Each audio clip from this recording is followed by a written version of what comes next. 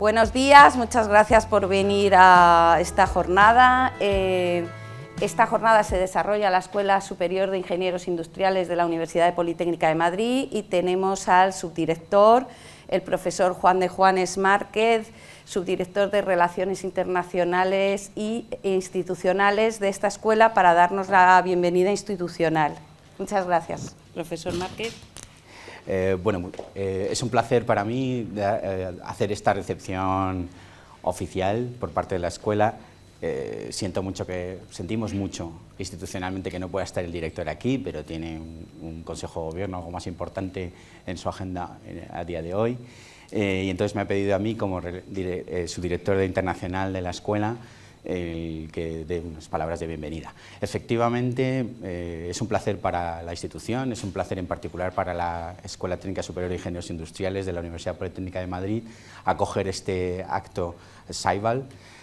Para nosotros es algo fundamental, algo que es transparente para los investigadores. Yo, como digo siempre de broma, en mis ratos libres soy investigador, profesor de tecnología de fabricación, y tengo que estar al día de lo que está pasando y necesito la información y necesito intercompararme con otros investigadores. Esta escuela, tengo que decirlo, aprovecho para hacer un poco de publicidad, es una escuela muy intensiva en investigación, de las más intensivas en investigación de la UPM. Estamos alrededor del presupuesto externo, es una universidad pública, pero del presupuesto externo de investigación en esta escuela se está gestionando todos los años entre un 20 y un 25%, siendo el 10% en personas, ¿no? De los 35.000 estudiantes que tiene la UPM, aquí hay casi 5.000 estudiantes, unos 3.000 en programas de grado, unos 1.500 en programas de máster. Es la escuela de la UPM con más programas de máster y, por lo tanto, con más proyección hacia la investigación en ese sentido. Es, digamos, la cantera para hacer los programas de doctorado después. Es una escuela con, no recuerdo exactamente, pero me parece que son 7 programas de doctorado, con un montón de publicaciones anuales. Discúlpame, pero tenía que estar aquí mi colega de investigación, pero no recuerdo todos los datos de forma precisa. Pero tenemos un montón de publicaciones anuales, de patentes, todos los años, y yo creo que es una escuela en la que hacemos mucho uso de estas herramientas, en particular, por supuesto, de Scopus y de cualquier herramienta que pueda ayudarnos en nuestra labor diaria. Por eso es muy importante para nosotros el que se celebre este evento aquí. Aprovecho para agradecer a la UPM, la institución que nos engloba, el que hayan pensado en nosotros para celebrar este evento, y, por supuesto, darles las gracias a todas las personas que han podido atender, y en particular también a Elsevier por también elegirnos y participar con nosotros en este evento. Pues yo creo que nada más, muchísimas gracias y no sé si tengo que dar el paso. Muchas gracias. Muchas gracias.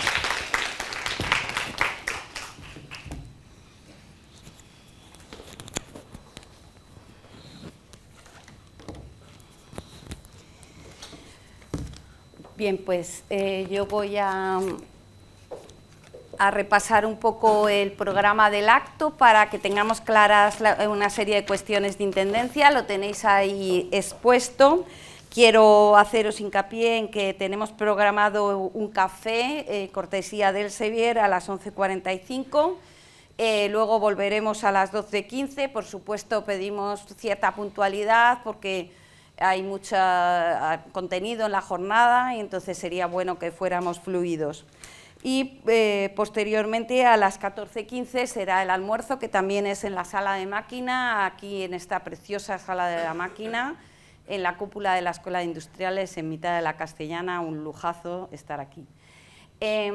Sobre la wifi tenéis ahí los datos y creo que se os ha proporcionado. De todas maneras, os comento que obviamente los que sois miembros de EduRoam, por venir de cualquier otra universidad, tenéis acceso con vuestras credenciales de EduRoam. Para aquellos que sois invitados, tenéis una credencial especial para SAIVAL 2022, cuyo usuario y contraseña no solo tenéis ahí, sino que tenéis en el programa de entrada, por si alguien lo necesita. Recuerdo que la jornada está siendo grabada y que, por lo tanto, pues hay cierta necesidad de fluidez. Por mi parte, en cuanto a intendencia, recordaros que tenemos que tener ciertas precauciones con nuestras pertenencias personales, porque a pesar de que tenemos mucha vigilancia, etcétera, etcétera, no podemos garantizar, por desgracia, pues una seguridad 100%. Estamos en mitad de la Castellana, aquí entra mucha gente, esta es una escuela con un tráfico enorme, así es que os pedimos por favor que tengáis cuidado de este tipo de cuestiones. Por lo demás, agradecer a Elsevier la posibilidad de hacer este taller aquí. Este tipo de herramientas son muy complejas y son herramientas que necesitan un análisis bastante profundo por parte de los especialistas. Como bien ha señalado el profesor Márquez, muchas veces para los investigadores estas cosas son transparentes, son a golpe de un clic. Mucho nos hemos esforzado, tanto desde el lado de los proveedores y la tecnología, como desde el lado de los bibliotecarios, en que eso sea así, lo cual no es óbice para entender que la complejidad de los datos que manejamos requiere un estudio profundo de ello. Además de las personas que van a participar de otras universidades, como la Universidad de Sevilla, o en Suecia o las propias universidades del consorcio, tenemos la suerte de contar con Ana Paola, que es una experta de Elsevier, que, bueno, por lo menos para nosotras, para Gemma y para mí en la Politécnica, ha sido un faro y una guía en toda la implementación de Scopus. Por lo demás, bueno, cualquier cosa que necesitéis, está aquí el personal de la Biblioteca de Industriales, a los que quiero agradecer profundamente, a mis compañeros Juan y Luis Ángel, que no están, pero que están ahí, y a la directora Matilde, toda su colaboración para realizar este acto. Y sin más, pues sabéis que está aquí Yanko López y el personal del consorcio, por si necesitáis alguna cosa más. Doy paso a la primera ponencia, que es la de Lourdes Muñoz de Arenillas, de la Universidad de Sevilla, y nos va a contar precisamente su experiencia en la implementación de Ceibal. Muy bien, muchas gracias, Lourdes. Ven que te pongo. Bueno, buenos días a todos. Agradezco mucho la presencia y la oportunidad de tener este encuentro. Después de tanta vida online como hemos hecho, se agradece muchísimo la posibilidad de hacer un encuentro presencial, así que gracias a Elsevier y a los anfitriones madrileños por esta oportunidad. Yo voy a explicar así muy someramente usos que hemos hecho de Ceibal. Nosotros la tenemos ya desde hace algunos años y además tenemos Insights también, tenemos las dos. Y no voy a ofrecer así como instrucciones de los usos que voy a comentar, porque no tiene mucho sentido en un encuentro como este. Las personas que sepan utilizar la herramienta les van a aparecer instrucciones obvias, y para quienes no tengan mucho manejo todavía, pues le van a aparecer instrucciones escasas, ¿no? Así que quizás lo que voy a plantear es más bien un poco ideas, propuestas, para que podáis tener también vosotros nuevas sugerencias para hacer, y también un poco de reflexión, que no está nunca de más cuando estamos manejando indicadores. Bueno, así resumiendo, hablaré del informe bibliométrico anual que llevamos haciendo desde hace ya unos cuantos años, 2015 si no recuerdo mal fue el primero. Las publicaciones dentro de ODS, que es una implementación nueva que ha salido a finales de abril, y bueno, no me voy a extender, pero ya ha salido hace un mes o poco más, y ya he tenido que dar datos sobre eso. Entonces, bueno, Ana Paola sí que lo va a comentar con más extensión. Los informes colectivos que ya hemos hecho, comentaré un poco las dificultades o las ideas que nos van surgiendo cuando vamos enfrentándonos a los datos. También los informes por áreas, por tendencias, el estudio de colaboraciones potenciales, son un poco ideas de usos de Ceibal. El informe bibliométrico anual, nosotros lo hacemos evidentemente del año anterior, ahora tocará repasar 2021, pero también para determinados indicadores es necesario coger el quinquenio, porque si no se nos queda corto. Los datos, para que tengan consistencia, tienen que tener un número suficiente, ¿eh? Dependiendo del indicador, pues necesitarán más o menos. Entonces, los informes por áreas, necesitas ampliar el rango temporal.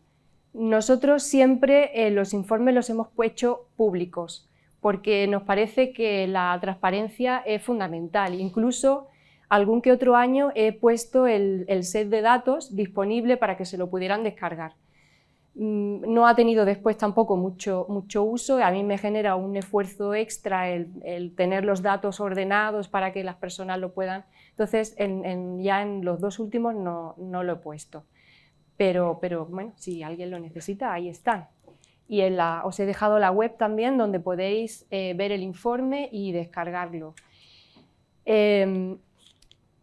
Los indicadores los podríamos quizás agrupar en 2 apartados: indicadores descriptivos, ¿no?, que nos dicen un poco características de las publicaciones de nuestra institución y por ahí podemos ir sacando datos. Pues la tipología documental, cada vez aparecen más indicadores. Por ejemplo, la posición de los autores en la firma es algo que ha salido en el último año quizás, que antes no lo teníamos que calcular a mano. Cada vez es mejor la forma en la que nos ofrecen los datos, porque antes, bueno, yo que he visto la evolución en estos 7 años, teníamos que descargar muchos datos y luego trabajar los Excel o con programitas, pequeños scripts para ir recorriendo y depurarlos, ¿no? Eso, afortunadamente, cada vez supone un menor esfuerzo adicional, y casi el esfuerzo es el de pensar que lo que te has descargado, qué es lo que realmente te está aportando.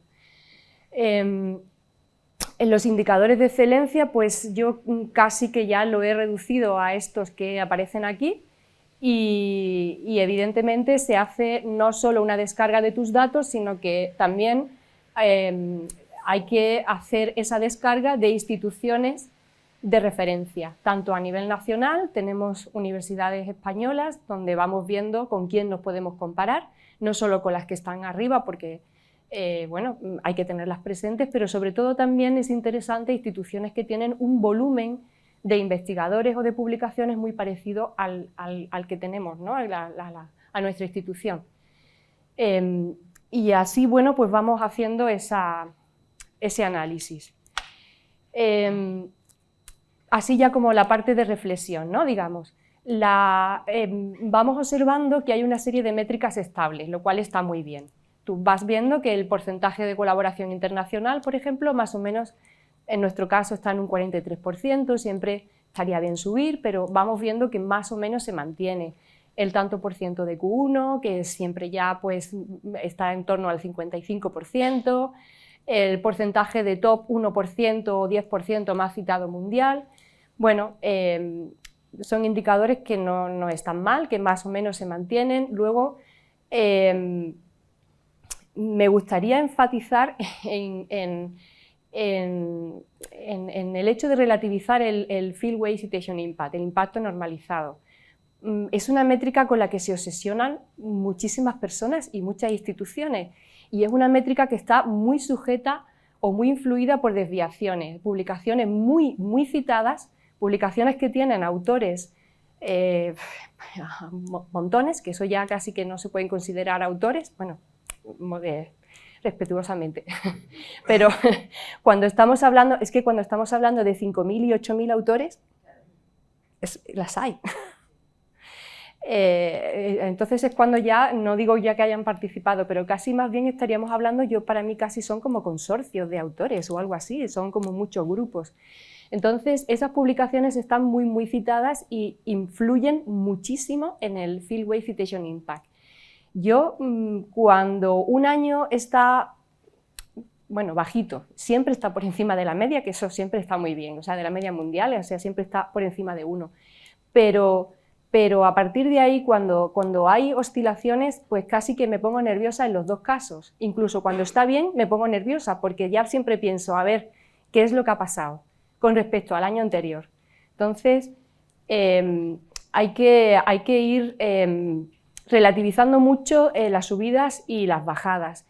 influye también mucho el grado de indexación del año anterior. Es decir, si tú tomas, yo hago como catas a lo largo del año, y yo observo que en el primer trimestre o cuatrimestre del año el Field Weight Citation Impact suele ser más alto que si lo hago pues después del verano, por ejemplo, porque el porcentaje de publicaciones del año anterior varía si ha indexado más, y parece ser, o me da la impresión de que se indexan primero las mejor posicionadas. No sé, son suposiciones que...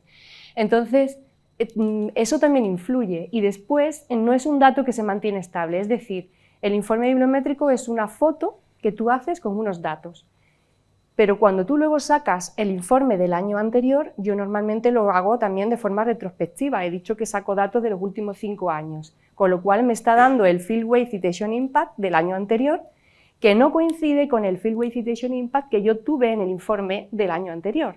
No sé si me explico.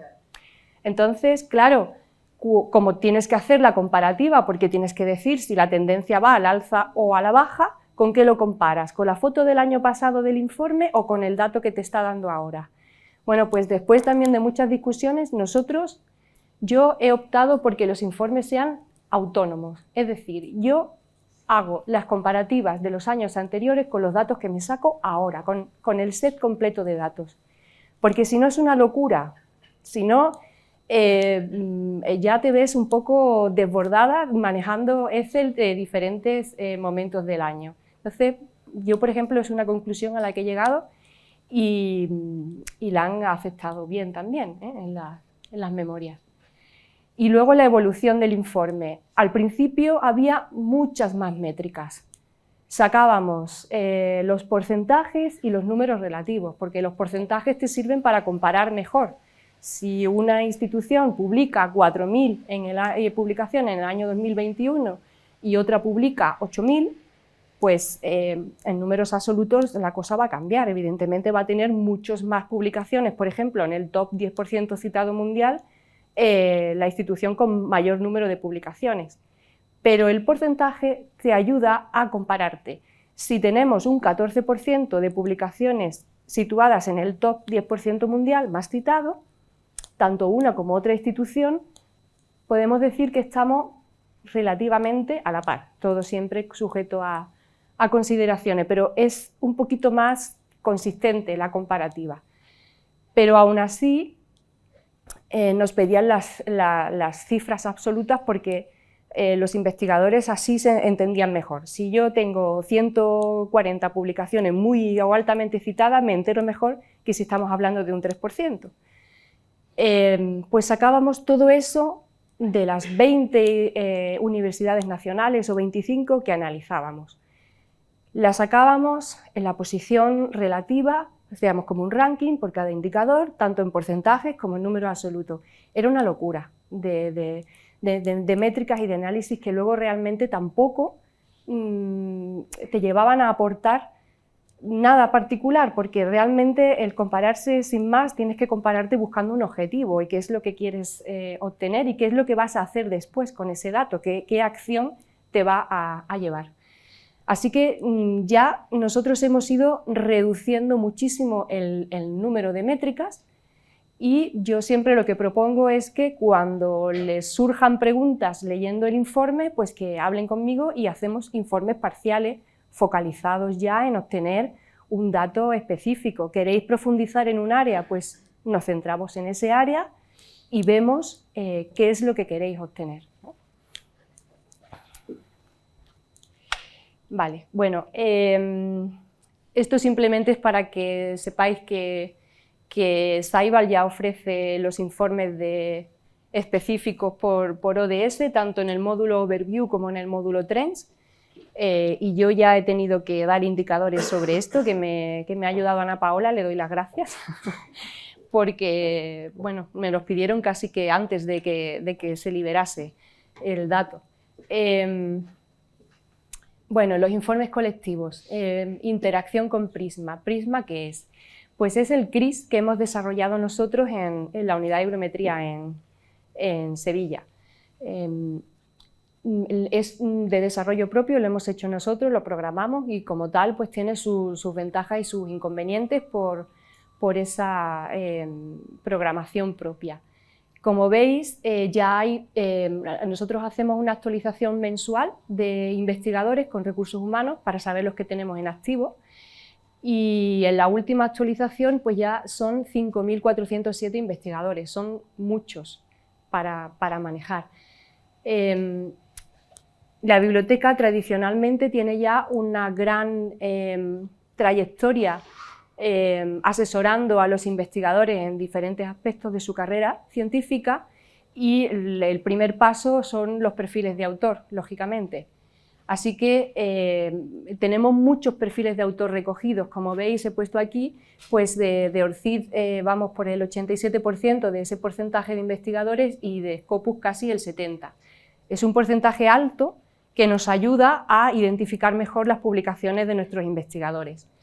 Nosotros podemos buscar los investigadores asociados a cualquier colectivo, departamento, grupo, instituto de investigación. Descargamos los miembros, eso lo hacemos con Prisma, tenemos identificados sus perfiles de Scopus y ORCID, y así es mucho más fácil importarlos y crear la entidad en MyScival. A veces también Scival te localiza perfiles de Scopus que no tienes, y nosotros con eso también enriquecemos Prisma, ¿no? los incorporamos. Bueno, pues con esos informes con esas agrupaciones, pues ahora vamos haciendo diferentes tipos de informes. Aquí os he puesto un ejemplo con el grupo de investigación Inestabilidad Genómica y Cáncer, que está liderado por Andrés Aguilera, fue Premio Nacional de Genética en 2021 por la Sociedad Española de Genética, es un grupo potente. También se está haciendo un gran esfuerzo en la Universidad de Sevilla por captar y retener talento. Existe un plan de ayuda financiado por la propia universidad con diferentes medidas para fortalecer esa política de recursos humanos, de mantener a las personas que son talentosas. Y bueno, pues aquí os he puesto un informe donde viene desglosados por categorías laborales, y se pueden ver pues las personas que están contratadas. Tenemos mucho de becas Talentia, Marie Curie, Margarita Salas, María Zambrano. Pues vamos viendo que son personas jóvenes que tienen pocas publicaciones, pero que tienen ya un alto índice de citas, y vamos haciendo estudios para ir viendo cómo esas personas van evolucionando. Si os fijáis, lo he puesto aquí, el Fieldway Citation Impact yo nunca lo incluyo en los informes personales. Es una métrica que, si ya de por sí a nivel institucional hay que tener cuidado, hay que revisarla bien, en publicaciones, en un set de publicaciones tan pequeño, menor de 100 en la mayoría de los casos, o con 100 y poco, pues no, es muy fácil que te encuentres una desviación por una publicación que esté bastante más citada que otras. Entonces, yo por defecto no lo incluyo. Si hay alguien que me insiste, pues le advertiré de los peligros y evidentemente de su decisión. Vale, aquí por ejemplo en Trends, pues nosotros Trends lo hemos suscrito este año, con lo cual es quizás el módulo que tengo menos explorado de todos. En el otro habéis visto un informe a nivel de personas, aunque estén agrupadas por categorías laborales. Aquí lo que he hecho es crear otra agrupación, es un publication set del grupo de investigación. Con Trends es muy fácil ver las palabras clave y cuáles de ellas están con una tendencia al alza. Eso es útil porque puedes ir investigando qué más quiénes o personas, instituciones están investigando sobre eso mismo también. Por ejemplo, pues, puedes hacer una búsqueda en Scopus acotada con un rango de temporal reciente, y a mí pues, me resulta útil hacer una comparativa entre las revistas, autores, instituciones de este publication set nuevo que he creado en Scopus buscando por esa palabra clave, respecto al publication set del grupo. ¿Hay revistas nuevas? ¿Hay nuevos autores? ¿Quiénes son? ¿Qué instituciones? ¿Qué programas de financiación incluso también se pueden ver? ¿Estamos utilizando los mismos o hay otra convocatoria nueva? En todo publication set hay que tener cuidado con las publicaciones con muchos autores. Yo empiezo siempre de menos a más. Filtro por el número de autores y me quedo con las que tienen máximo 10. Vamos, no es mucho, pero es suficiente. Además, también dependiendo del área, claro, es que el área te condiciona mucho, porque puede haber una tipología mayoritaria de artículos o no, un número de autores también más o menos personal, o lo contrario, con muchos autores, porque vienen muchos de grupos de investigación que participan. Entonces, eso también hay que tenerlo en cuenta a la hora de establecer los filtros, ¿no? Y los mínimos. Buscando ya aquí por un área afín a los intereses del grupo, pues en Collaboration, en el módulo Collaboration, pues podemos, yo elimino siempre las instituciones españolas. Esta persona trabaja en CABIMER, que es un centro de investigación que tiene participación del CSIC, de la Junta de Andalucía, de la Pablo de Olavide. Entonces, claro, tiene publicaciones en las que siempre esas instituciones van a aparecer las primeras. Bueno, yo las elimino, en Collaboration es muy fácil y así empiezo a ver qué instituciones están colaborando actualmente con este grupo de investigación y examino esas publicaciones, las examino un poquito más de cerca. Los autores, las palabras clave. Collaboration también te ofrece de una forma muy sencilla, a golpe de clic, qué instituciones no están colaborando todavía con la Universidad de Sevilla. Con lo cual, eso, pues ahí tienes una nueva vía de análisis. Y a mí, aquí, como esto es totalmente nuevo, me gusta indagar, pongo aquí, más allá de las métricas. Hay que buscar un poco también por Google, hay que ver estas personas. Tú tienes aquí un autor que está muy citado, que está como referente, pero aparte estaría bien ver, estas personas, ¿ha recibido premios? ¿Qué otras cosas hace también a nivel en su institución? ¿Está liderando otros grupos? ¿Dirige tesis? No sé. Averiguar algo un poquito más allá de lo que te está dando las métricas. Aquí esto es como encontrar la hebra de la que tirar, ¿no? Es un poco. A mí me resulta un trabajo muy, muy creativo porque yo acabo con un montón de pestañas abiertas en el navegador y cuando estoy haciendo informes procuro aislarme un poco porque como me interrumpan ya pierdo el hilo. Cuando voy mirando un Excel de repente se me ocurre una idea, salto a otra y voy así. Y entonces si en ese momento me interrumpen, ya luego miro la pantalla y no me acuerdo las 3 últimas pestañas que era lo que yo estaba buscando, ¿no? Pero porque me resulta muy entretenido ese hilo de pensamiento.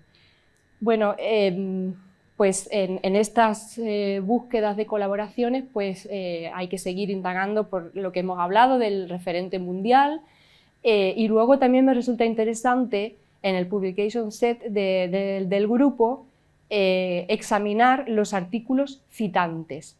¿Quién está citando al grupo?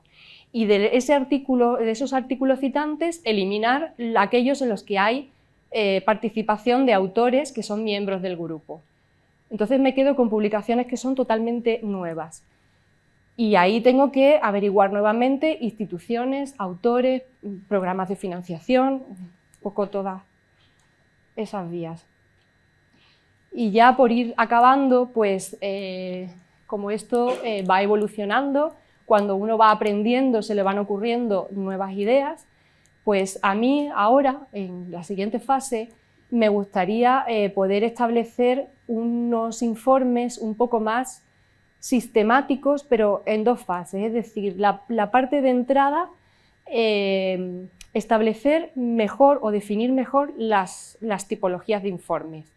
Nos va a ayudar a nosotros a ofertar un servicio mucho más concreto. Al ofertarlo con informes de ejemplo, los investigadores van a saber mejor también qué les ofrecemos. Entonces, Hay veces que vienen a verte y ni ellos mismos saben lo que están buscando. Hasta que tú no le empiezas a ofrecer datos, no empiezan a responderse a preguntas o aparecen las primeras preguntas concretas. Entonces, esa parte, si los informes están ya tipificados, la puedes resolver más rápido. Además, puedes hacer guías que les puedan permitir que sean autónomos, porque bueno, hay investigadores que tienen una capacidad mayor y les gusta para poder hacer ellos mismos este tipo de búsqueda. Son herramientas que bueno, generan una buena inversión de presupuesto, no son baratas, y si están abiertas a toda la comunidad universitaria y por tanto cuanta más gente lo use, más rentables serán. Y mejor se conocerán los datos, mejor se utilizarán las métricas, será algo mucho más beneficioso para todos. Y después, una vez que tú ya tienes esa parte hecha, sistemática, sí que a partir de esos informes, digamos, base, actuar mucho más estrechamente con el grupo de investigación para ver exactamente qué es lo que quieren. Hay veces que tú ves que tienen un grupo potente, pero sin embargo no están obteniendo un alto rendimiento en las publicaciones que están haciendo en cuanto a impacto. A lo mejor lo que les falta es girar levemente, por así decirlo, el área de investigación. Están a lo mejor en un área, que es lo que hemos hablado antes, que no está ahora mismo en tendencia, por lo que sea. Pues a lo mejor lo que hay que hacer es fichar una nueva persona para el grupo que esté con mejor conocimiento en esa nueva tendencia que es afín a lo que actualmente ya hace el grupo, ¿no? No sé si me estoy explicando. Entonces, pues si esa es la cuestión que tenemos que resolver, pues nos ponemos a ello, pero ya ahí ya tenemos que establecer una comunicación muy estrecha con el investigador. Y eso sería lo que yo llamo informes de descubrimiento, de un poco de a ver qué es lo que queremos resolver, ¿no? Y bueno, pues hasta aquí un poco la panorámica. Yo espero haber por lo menos propuesto ideas, que como veis se pueden hacer muchas cosas.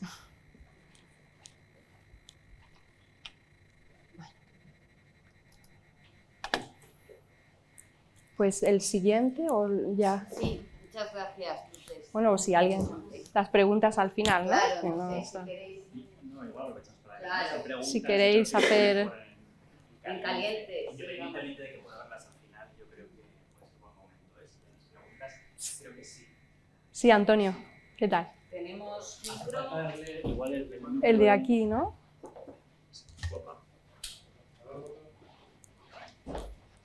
Sí, sí.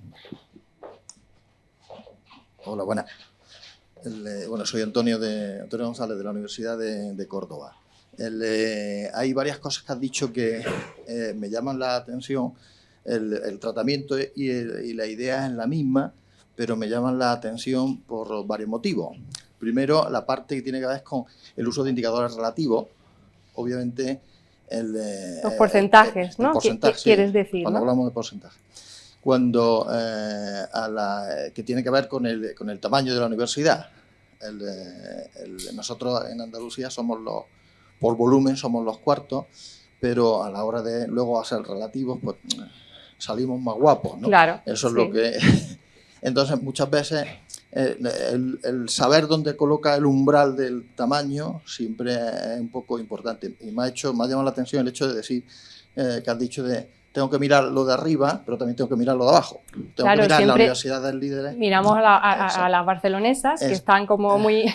Pero es que las barcelonesas son muy grandes. Bueno, sí, Entonces, pero bueno... Eso hay que tenerlo también en cuenta. Bueno, aparte de muchas Madrid, otras circunstancias, pero... Exacto. Pero que me ha llamado la atención. Esto es una apreciación y tal. Pero y en ese sentido, si hay una cosa que sí que quería preguntarte, a la hora de elaborar los informes bibliométricos, nosotros hemos llegado a la conclusión de que existen estándares de modelos de informes. Pero yo cada vez voy llegando más a la conclusión que hay un único modelo, que es el que le sirve a la universidad para salir en la foto. y como consideraciones generales. Pero luego el resto son todos informes muy particulares. ¿Por qué? Pues porque estás pendiente de realizar, por ejemplo, captación de talento. Vamos a ver la Universidad de Córdoba qué esfuerzo hace por coger gente de determinada área. ¿Cuáles son las áreas que están más deficitarias o que necesitarían un poco de refuerzo en la investigación, personal y tal? Los objetivos pueden ser muchos y en función de eso los indicadores también pueden ser muchos. Y por eso me ha llamado la atención que hayas puesto que está intentando reducir el número de métricas, porque sería todo lo contrario. O sea, el análisis multifocal que pueden tener, el hecho de intentar tener... Pero reducir el número de métricas en el informe bibliométrico anual. Ah, vale. Ahí es donde lo he puesto. En las Vale. otras dependerá de lo que estemos, de la pregunta que queramos respondernos. Por eso, porque el esquema Sí, que es se ha que, hecho... Sí. Por poner un ejemplo, es que antes nosotros hacíamos, imagínate, la distribución por áreas de la Universidad de Sevilla. La hacíamos en el último quinquenio para tener un volumen de publicaciones un poquito más significativo. Hacíamos la distribución por áreas de las, pongamos, 20 universidades españolas, por tener una referencia. Si coges el top 1% más citado mundial, ¿qué área es la que te sale mejor? Vale, pues lo ordenas. Eso lo sacábamos en porcentajes y en números absolutos, porque para que lo entendiéramos. Hacíamos un ranking por indicador. El top 1% más citado mundial, el 10% más citado mundial, el porcentaje de Q1, bueno, podíamos seguir así, la media de citas. Para saber en qué áreas estábamos mejor posicionados intrínsecamente nosotros y luego compararnos con el resto de universidades españolas, por porcentaje y por número absoluto. Ordenábamos en cada uno de los indicadores. O sea, eso era una locura que no te terminaba de llevar a ningún sitio, calculábamos mucho. El Fieldway Citation Impact, por ejemplo, obsesionados con el tema, venga, pues vamos a sacar los últimos 5 años el Fieldway Citation Impact de las 20 universidades que estamos ahora mismo analizando en el informe. Lo sacamos por año, además, y se sale una grafiquita de una línea de tendencia. Esa línea de tendencia luego había que pasarla a Illustrator para poderla meter en el informe, que el informe está preparado para imprenta. Y entonces tenías una gráfica con el Fieldway Citation Impact agregado de los 5 años, la grafiquita de la tendencia, por cada una de las 20 universidades, o sea, a eso me refiero con reducir el número de métricas. Vale. Al final tienes un informe muy extenso que si los datos son ilustrativos, estupendo, si no hay ningún problema en hallar las métricas que hagan falta, pero si es solo por tener un informe grueso, pues quizá incluso es hasta menos amigable, ¿no? Sí, lo he entendido entonces mal, eso. Y respecto al FWCI, al impacto normalizado, sí. hay una cosa que nosotros allí en Córdoba, porque hay cierta, hasta el año pasado teníamos cierta tendencia, bueno, la tenemos todavía, y mientras me dejen, al hecho de focalizar la idea en indicadores de excelencia, como son los top 1, top 10, dependiendo de... Y el impacto normalizado, no tanto el de Saiban, sino según la metodología de la FESI, que se utiliza para el cálculo de la Severo Ochoa, la convocatoria Severo Ochoa. Claro, es que esas, claro. Sí, la María de Maeztu, ¿no? La María de Maeztu, exactamente. Pues nosotros sí tenemos implementada la metodología porque es uno de los indicadores que teníamos. Y si hemos hecho, es cierto que fluctúa mucho, porque hay muchas condiciones, pero sí hemos hecho estudios a nivel individual del cálculo por autores, tanto del impacto normalizado de Saibal como del calculado a través de la metodología de la CSI. Y salen relativamente las mismas fluctuaciones. Quiere decir que, las mismas fluctuaciones. Hay algunos cambios, pero quiere decir que, aunque el indicador es verdad que se mueve mucho, pero cuando lo comparas con, por ejemplo, el de la FESI, que tiene mucho más, es más específico, porque son sobre la área específica, la mayoritaria, la área más específica de publicación del autor, varía poco. O sea, hay casos puntuales en los que sí varían, pero varía poco. Entonces, en ese sentido, yo creo que sí es verdad que hay que cogerlo entre comillas, pero sí hay un indicador, hombre, que para contextualizar un poco la evolución de Sí, las sí, el citas, indicador hay que utilizarlo. buenísimo. Yo lo simplemente lo advierto en los informes, sobre todo porque Por el he propio. observado cierta obsesión con este indicador en particular y entonces, pues bueno, pues quiero que también que se relativice su alcance. O sea, es claro que hay que sacarlo, eso lo incluyo en determinados informes, en otros ya he dicho que no me parece que no... Vale. Que trae más inconvenientes que beneficios. Yo es que, aunque sea una cosa, me he dado cuenta que tiene que ver un poco con crear conciencia a los investigadores, porque se pican. Y cuando se pican, pues, yo tengo media décima más que el otro. Y bueno, tal. la comparativa puede ser también saludable. Claro, me he dado cuenta que también. hay... Entonces, eso, quieras que nos genera un poco de conciencia, ¿no? Solamente eso. Gracias. Nada. ¿Alguna cuestión más? ¿Comentarios? Muy bien, pues muchísimas gracias, Lourdes. Gracias.